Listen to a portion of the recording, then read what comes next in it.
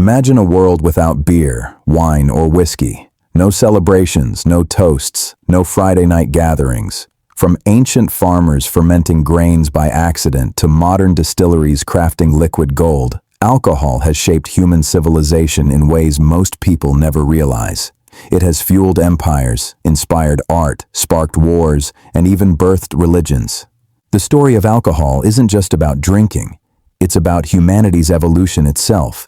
So, grab your glass, metaphorically, and journey with me across 10,000 years of history to discover how our ancestors turned simple crops into the world's most intoxicating invention, alcohol. The birth of fermentation, 10,000 BC. Our story begins at the dawn of civilization. Around 10,000 BC, early humans in Mesopotamia, China, and Egypt discovered something magical. If you left grain, honey, or fruit sitting in water long enough, nature's wild yeasts would transform it into a bubbly, intoxicating drink. At first, this was pure accident. Fermentation happened naturally in clay pots or gourds. But once our ancestors tasted it, they wanted more. Archaeological evidence from Jiahu, China, shows residues of rice, honey, and fruit wine that are over 9,000 years old. These were the world's first brewers, and their discovery changed human society forever. Why? Because alcohol brought people together.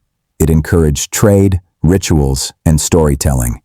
In a world without written language, fermented drinks became the center of community life, liquid culture, quite literally. Beer, the drink that built civilization. While wine ruled the Mediterranean, beer built Mesopotamia and Egypt. In fact, the Sumerians, one of the earliest known civilizations, worshipped a goddess of beer, Ninkasi. They even wrote a hymn to her that doubles as the world's first beer recipe. Egyptians, too, loved beer. Workers who built the pyramids of Giza were paid with daily rations of it. It wasn't just a drink, it was nutrition, payment, and morale booster all in one. Beer was liquid bread, safe to drink, full of calories, and central to ancient diets. So yes, in a way, beer helped build the pyramids. Wine, the drink of gods and kings. As farming spread westward, grapes became the new obsession. By 6000 BC, people in the Caucasus Mountains, modern Georgia and Armenia, were fermenting wine. The ancient Greeks later perfected it, calling it the drink of the gods. Dionysus, the god of wine, symbolized both joy and chaos, because let's face it, both often follow a few glasses of wine. The Romans spread wine culture across Europe, planting vineyards from Spain to Britain. Wine became a sign of class and sophistication. While peasants drank ale, emperors toasted with goblets of fine red wine. And when Rome fell, the monasteries kept the tradition alive. Medieval monks in France and Italy perfected winemaking techniques, laying the foundation for the world-famous wines we still drink today. Spirits, the age of distillation.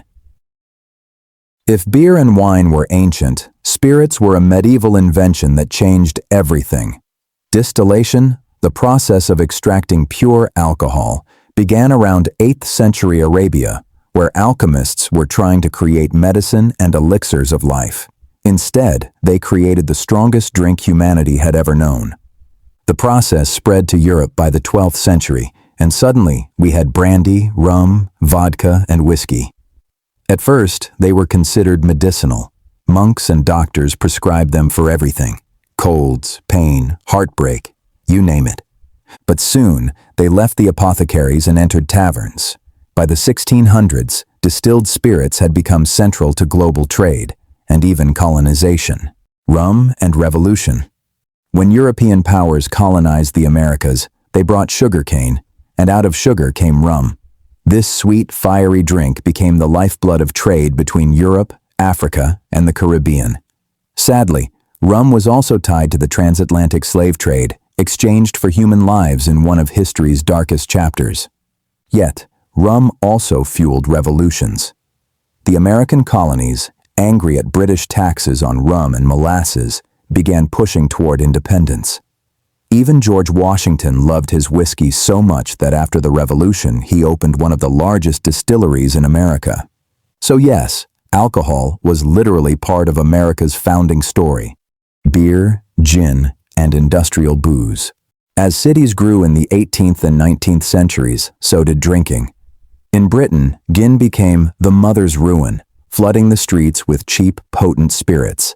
In contrast, Germans perfected lager beer, spreading it worldwide through modern breweries.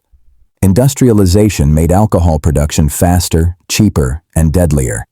But it also made it global. Irish whiskey, Scottish scotch, Russian vodka, Caribbean rum, each became a symbol of its nation's spirit, both literally and figuratively. Prohibition and the modern age. By the early 20th century, alcohol had its critics. Religious and social movements in America called for prohibition, a nationwide ban on alcohol in 1920. But instead of ending drinking, it birthed bootleggers, speakeasies, and the rise of organized crime. Figures like Al Capone made millions smuggling illegal liquor. By 1933, the U.S. government admitted defeat and repealed prohibition. Alcohol flowed freely again, but this time regulated, taxed, and industrialized. After World War II, alcohol became part of pop culture. Cocktails in Hollywood, beers at sports events, champagne for victory. It was no longer just a drink. It was a global industry worth hundreds of billions. From clay jars in ancient China to gleaming distilleries in Scotland, alcohol has walked with humanity every step of the way. It has inspired poets, funded empires, sparked revolutions, and healed, or harmed, countless lives. But maybe that's why it fascinates us. Alcohol is a mirror. It reflects our creativity, our flaws, our desire to connect. Whether we sip wine in celebration, pour whiskey in sorrow, or share beer with friends, it's all part of the same story, the story of us.